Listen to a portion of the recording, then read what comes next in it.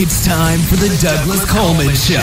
Mr. Smooth and Savvy is joined by guests from all walks of life, from the entertainment industry to authors to political and social commentators, the famous and not so famous, the controversial and the light and fluffy. We have it all. Now, here's Douglas Coleman.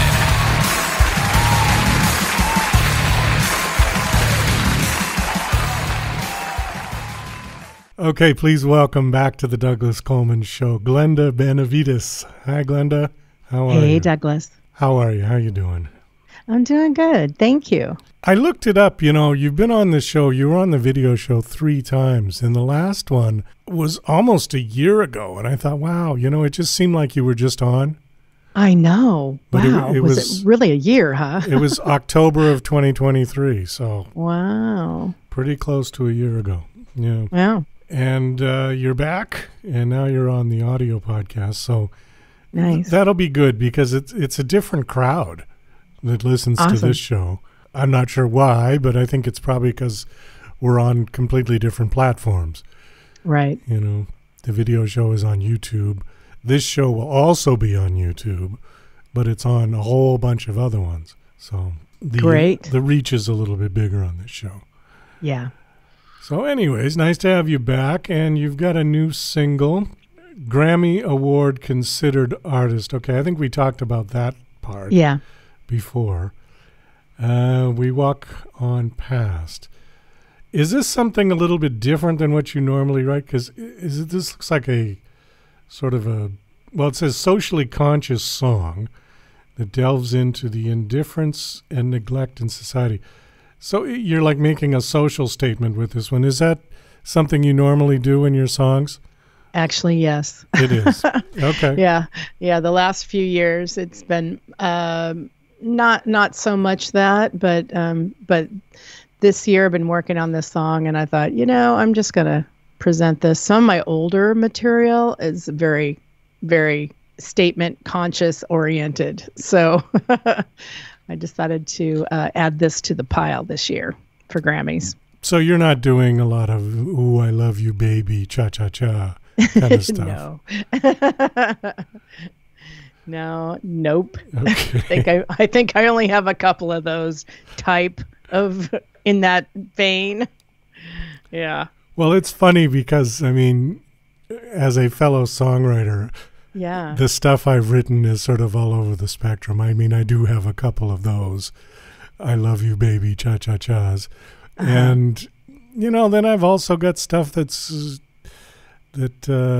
talks about religion and talks about, I'm trying to think now. It's been so long since prostitutes was another one.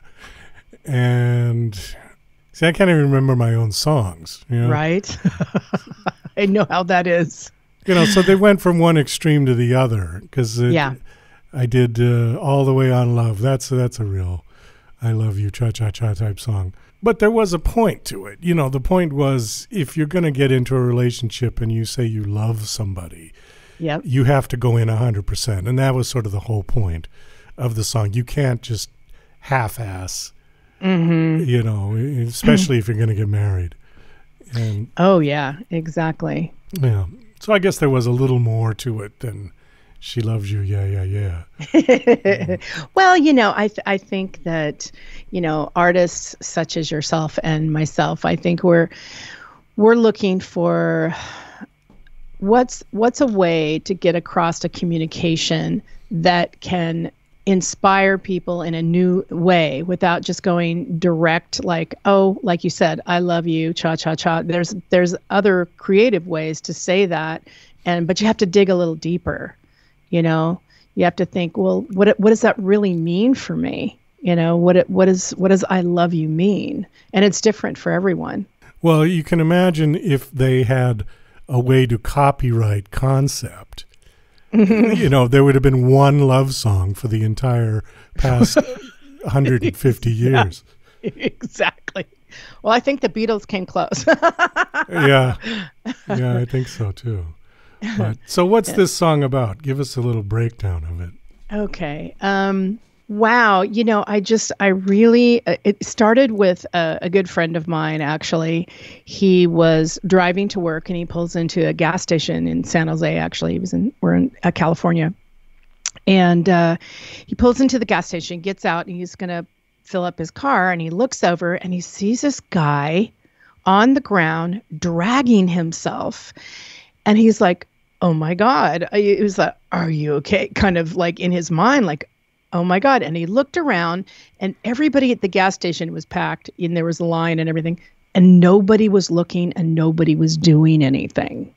And he's like, oh my God, what is going on here? So he puts down his thing. He runs over. He picks this guy up. He's like, are you okay? Can I help you? What do you need? And he bought him some water and some food and that type of thing. And he was so upset by it that he actually wrote a really powerful, I don't know what he called, not an email, but just something on social media. And like an and op-ed? It was, yeah, just like your diatribe on social media. He needed to talk about it, and I saw it and I read it, and I was like, wow, that's deep, And then I really started thinking for myself, what is it? What is it for us? Why do we walk on past? Why do we not want to get involved? Why are we afraid of whatever?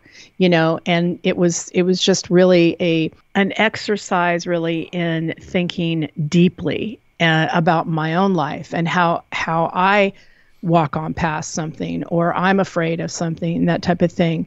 And so I just really kind of broke it down, and I was like, another lonely woman, another hungry child, we walk on past, the pride of it all. And then another broken soldier, another homeless man, walk on past, the pride of it all. Another missing father, another sister gone, we walk on past, the pride of it all. And just kind of looking at that from a top level of like, whoa, what about that? What about that? What about a jailed brother? What about another lie is told? What about, we're building walls. That's more important than taking care of the people that need it, And I think we've really lost that in our society on some level. It's all about me, think about me, and you get a bunch of that going with a bunch of fear, and you're off to the races and nobody's helping nobody. So anyway, I just kind of wanted to spotlight that, I guess, and see if that inspires people to go, yeah, wow, I see what she's saying, oh, okay, yeah, maybe I can do something now in my life daily that makes a difference somehow, even if it's just opening the door for somebody. So that was kind of where I was coming from on that song. Is this song written in a minor key? Yes. That's a musician's joke, folks. Well, it was funny. Two things came to mind while you were talking about this. The first thing was that Phil Collins song from years ago. Another Day in Paradise? Yes, yeah, okay. Exactly. That has the same kind of theme to it, right? Yeah. And then just as the funny joke, that thing Steve Martin did in his comedy routine with the banjo, saying that a banjo cannot be an instrument used for a sad song. Because totally. And he did that whole thing about death and greed and pain and so and it was very funny musically. Yeah. Anybody who's a songwriter would get a big kick out of that. So I love it. Yeah, this is E minor. While you were describing that, I was like, yeah, it's got to be in minor key, otherwise it's not going to work. Exactly. A major 7 just wouldn't do it, I think. No. No. Did we talk about AI at all the last time you were on? I don't think so. All right. What do you think? You think AI is going to take over and put us all out of work? God, that's such a great question. I'm kind of two minds. I love technology and I love AI in the sense of it can be really helpful, especially those of us that are dyslexic. At times it's like, oh, that really helped. That really clarified that. But I don't think so. I really don't. I think what's going to happen is I think that there are people that out there that they think they want to be musicians, or they think that they can do it because they can push a few buttons or whatever. And the rest of the people, you know, that are like really, truly are artists and musicians, and they're out there working and they're, you know, doing things, and they can actually play an instrument. I really feel like it will just kind of, without being rude, it'll just kind of settle the pack, I should say. I don't know how to say it. It just kind of shift it, you know, sift it. And I think those of us that really love the art and want to work in the art and really create from our heart and soul, I think that will rise to the top. And I think the rest that's superficial will just be flat, and you can already hear it. Well, you can tell. I mean, yeah. At this point, you can tell if it's AI. Yeah. But there may come a day where you can't. Right. And that's when it gets a little bit scary. I mean, right now, anything AI, I can pretty much tell. But see, they can kind of mix it in with real stuff too. So yeah, but then they're stealing. Well, so they're stealing from a live person, you know, someone that actually feels, someone actually has an emotion or an experience. But I mean, what's sampling? Mm-hmm. I mean, that's stealing, isn't it? That is. Yeah. Absolutely. Mm-hmm. And that's been going on for a long time. For a while, yeah. Mm-hmm. Well, the thing is, AI has this nasty habit of being completely soulless. Mm-hmm. And I don't know that it will ever get to a point where it would develop its own soul. If it does, then we're at the Terminator level. Right. Terminator level, exactly. Yeah. But it's cold right now. I mean, you probably have seen those piano programs on where it'll just play whatever you want it to play. You put the music in. But it's so plinky, plunky, clinky, clunky, and it has no concept of time and feel and rhythm and pause. And I mean, it's just horrible. Exactly. Yeah. Yeah, I know. I hear it in the audiobook world too. It's just like, you know. Some are better than others, but there's something irritating about it. So speaking it's not programs, analog. Yeah. You know, those are like really getting or on YouTube is getting inundated with those. Especially, I've seen a few where I see a biography or something, or a documentary on a person that I want to look at. Yeah. And the whole narration is AI. Yep, it's horrible. I'll give you a quick example. There was one about, do you remember Rip Taylor, that crazy guy, actor? Yeah. And I thought, okay, you know, I've never really known anything about this guy at all other than him throwing confetti around and acting crazy. So I clicked on it and I started watching it, and the AI voice referred to him as R.I.P. Taylor. Uh-huh. Exactly. And right at that point, I clicked the big X in the right corner, you know, because I just thought, no, I'm sorry. No. Yeah. You know, R.I.P. is just not his name. No.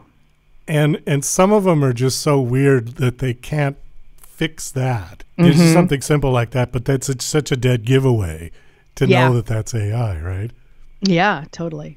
So has this single been released? Actually, yes. It was released last week on the 22nd. So it's out. It's up. It's on all the platforms because I'm being considered for Grammy. So if I'm gonna vote, or if anybody's gonna vote, we have to have it up in, you know, several platforms. They say one, but you know, the more platforms you get, the easier it is for people to click and listen and then vote. So, that's coming up the 30th. 2 more days. That's it. No more entries available. So, I want to go off on one more short little rant, and then we can wrap it up here. Do you have kids? No. Okay. Well, if you had kids, and if they were interested in pursuing a career in music, what sort of advice would you give them to navigate the current music industry? Well, I think core-wise, first of all, I'd say don't ever sell your soul. Always really be authentic, and you'll have to carve your own path, because the industry is the industry. It's a business, and they want to make money. And if you don't fit within the box of what they think is cool, or that's something that they want to invest in, then, you're not going to be inside the cool kids corral. And of course, the downside to that is that if you do get into the cool kid corral, you pretty much sell your soul. I mean, it's like a glorified loan. So, and you got to pay it back. I mean, I have friends in the industry that have been signed to record companies, and they still owe them, and their songs are like massively popular. So I would say just follow your heart, do your best, and just be an artist for an artist's sake, and then figure out ways to, if you want to make it a career, figure out ways to make that happen. And you don't know exactly what that looks like until you jump in. Well, yeah. I was going to say, so it's still possible you can quit your day job, or you think you should keep the day job and pursue music on the side? That's a great question.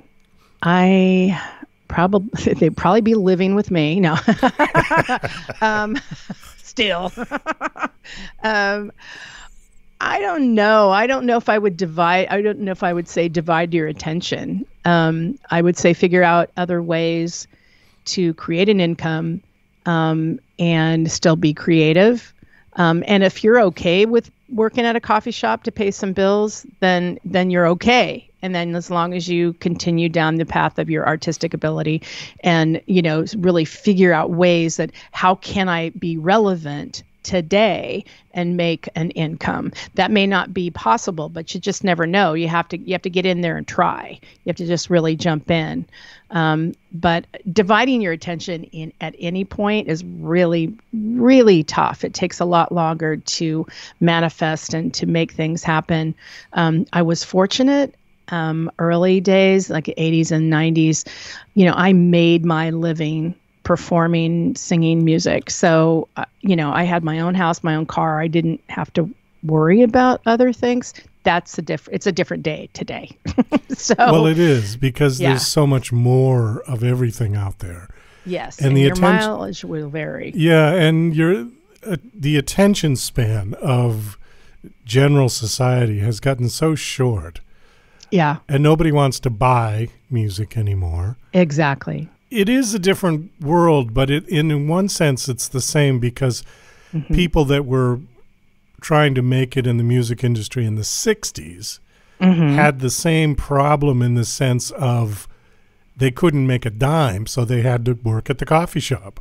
Right. And they gigged at night. I mean, that was the norm. You Sure. Look at all of the Greenwich Village people, Bob Dylan and Joan Baez, all of those singer-songwriter types. They all did that, at one point. Yeah. So that part hasn't changed. What's changed is the just amount of stuff that's out there. Yeah, exactly. And that's why I was saying earlier about the cream will rise to the top. Well, who we got at the top these days? Taylor Swift? Yeah. That's it? But she's been at it for a long time, and she has a machine behind her. She has a money-making machine that says, no, my girl's going to be at the top because we need to make our money back. And I can see that being a Grammy voting member myself. You can see it. It's like, oh yeah, don't even touch that. Song of the year, whatever. It's not, they always say, oh, it's based on merit. Merit, merit, schmerit. She's like the based only on one sales. that comes to my mind. She's like the only one that comes to my mind, because, all these other ones, I mean, there are no more Beatles. There's no more Led Zeppelin. There's no more lifetime career musicians. No. Exactly. And all those artists back in the 80s and 90s, they all had their signature sound. Like you'd hear like the first 5 notes and you'd go, oh, that's That's that's them. Jethro Tull. Oh, that Right. that I know that voice. Oh, that's Billy Joel. Oh, that's Elton John. Right. So you knew it. You could hear it. Now it just sounds like some top line with a dance beat. Yeah, I've tried to listen to her music, and it just who's a do it. really good songwriter? There's two really good singer-songwriters. Casey Musgrave. If you like country type of stuff, she's a fantastic songwriter and singer. Another, Joy Williams, she's with Civil Wars.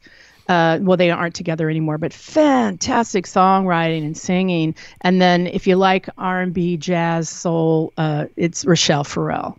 Killer songwriter, killer singer, 5-octave range. Treat yourself. That's, amazing artists. Those are artists. And the funny thing is that, Rochelle was with Capitol Records, and I always thought, why isn't she got a #1 hit, or why isn't she the top of the top? Eventually they dropped her, but this woman is a songwriter, and a killer singer, and then she will fill venues.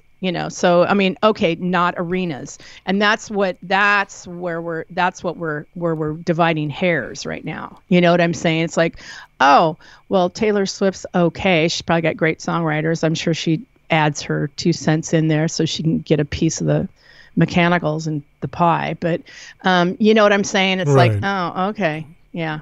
Right. Yeah. Well, she's a, what did you call her? An organization. Yeah. Yeah, she's a whole corporation at this point. Yeah, she's an industry, absolutely. An industry. And so the music takes a back seat to the image at that point. Yeah, absolutely. And they leave that to the producers and the songwriters that are behind the scenes or whatever, that are in I recall I was with a friend of mine who was a producer from London, and he happened to be in LA, and he's like, come on down. We're going to be at the studio. And so I thought, okay, yeah, let me see this. 'Cause it was, with Peter Andre. I don't know if anybody knows him, but Peter Andre was huge in the UK. Okay singer, beautiful voice, but again, an industry piece, and he had his own TV show and all that stuff. Anyway, he came into LA, and I got to kind of sit in on a session, and I was sitting at the board, and I'm just quiet, checking out everything, and I see Peter behind the glass, in his booth, getting ready to sing this track. And I'm sitting next to this guy, and the guy's the producer. And I'm like, oh, and he and I started talking on a break. Come to find out, no, it was his song. And not only it was his song, but he was producing it. And I heard him sing it, his own song. And I was like, oh my God. I was like, no, you should be singing the song. And I go, Glenn, that's not the way it works. It's just like, get a reality check, artist. Well, pull your head out. Yeah, it's like, I suppose Taylor Swift is to music as James Patterson is to novels. Okay, gotcha. He's got a whole team of people that actually write the books. Yeah. And he just sticks his name on them. Yeah. Now, to me, that's just, I don't know, that's almost like plagiarism. But yeah. But it's it doesn't legal. work for me either. I don't know. I mean, I get it, and I get why. I saw that producer, which I can't remember his name, that artist. I saw that it would benefit him, to be on that album as, producer, songwriter, that type of thing, and not sing it. But when I heard his voice, I was like, oh my goodness, this is beautiful. Like heart-wrenching. I was like, wow. So yeah, things just don't work like that these days. Well, here, or maybe they never have. I don't know. I'll drop a name on you to listen to, and then we'll wrap this up. Okay. Haley Loren. She's been on my show twice. Okay. Phenomenal singer. Really? Yeah. And, check her out. What's her style? Jazz ballad. Okay. Ella Fitzgerald, but different. Nice. I mean, Ella was one of a kind, but it's nice. And she writes her own. She does about half. Her show is half standards and half originals. Cool. Nice. And she tours, and she's making a living, and she's doing her thing. And see, good for her. Yeah, that's important. And it's Loren, Haley Loren. Yeah, HALIELOREN. Okay. Great. All right. Well, Glenda, we got to wind this down. Thank you so much. Always a pleasure having you on. Yeah, thank you. Thank you. And give out your website, please. Yeah, it's glendamusic.com. Oh, that's a good one. And just to let everybody know, too, if you do purchase anything on my website, I do take $1 off of that to plant trees. Oh, yeah. I forgot. Because You're the tree planting lady. Yeah. Yes. I'm a tree hugger. You're the tree hugger. Yeah. Okay. All right. Great. So, yeah. And that's with One Tree Planted. So you're supporting art, supporting artists, and, we get to plant a tree together. So I love it. Where do you plant the trees? I plant with One Tree Planted, and then I get to pick. So this last time I planted, I think, in Washington, and then the UK. It's one of my favorite places in the world. So I plant a variety of places that really need it, places that really need those trees. So, well, I tell you, the next one, why don't you plant it somewhere along I-15 between Vegas and LA? Okay. Because there are no trees out there. Oh my goodness. Southern California. Although I think your tree would last about 2 minutes, and then we just wither away and shrubs, die. Cactuses. Yeah. It rains out there every 15 years. Oh gosh. No, I drive that route a lot. Gotcha. Yeah. Wow. It's barren. It reminds me of the surface of Mars, basically. Right. Well, we're working towards it. Yeah. All right, Glenda. Well, listen, always a pleasure. Thank you so much. Best of luck with the new single. Thanks, Douglas. Okay. All right. Take care. Bye.